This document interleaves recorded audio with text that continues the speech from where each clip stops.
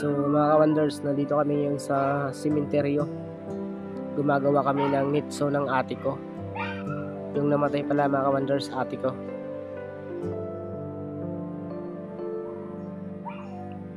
Ayan mga ka-wonders.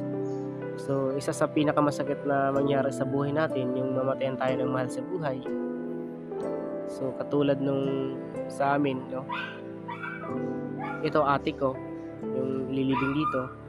So sa ilalim niyan mga ka-wonders, patong na lang yan. Sa ilalim yan yung papa ko naman. So patong na lang po yan mga ka-wonders. So nakakalungkot lang isipin mga ka-wonders.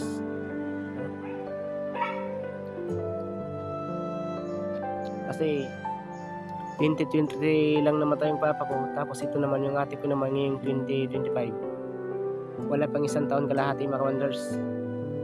Namatay naman siya. So ito mga ka-wonders, ang kinamatay nito ay pneumonia. Kaya yung sakit na pneumonia mga ka-wonders, masabi kong delikado rin para sa atin. Hindi kasi nagapan gawa ng wala rin pira. So dahil nga sa probinsya to, no, uso yung tulong-tulong. Kaya medyo wala rin masyadong ginastos dito.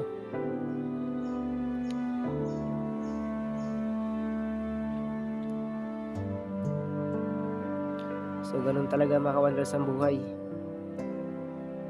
Yan mga ka-wonders yung makasama ko, hindi talaga mawala ang tagay. Yan, okay.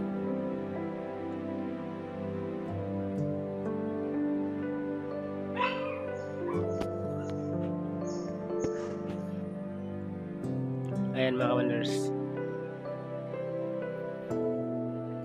So malapit na tumabot ng dagat mga ka-wonders, hindi na ito abutin ng 10 taon. So kaya ang plano namin ito after mga 6 years, tatanggalin namin yung ano dyan, yung kalansay mga ka-wonders, no? Ilipat namin sa lupa namin sarili. Opo, medyo malapad din yung lupa namin sarili mga ka-wonders, kasi nadikdikan na dito. Sa taas kasi niya mga ka-wonders, private yan. Kaya bawal na mag-extend doon sa may makawayan na yun, private na. Dito lang talaga sa tabing apply, nagdidikdikan yung mga ano, mga patay.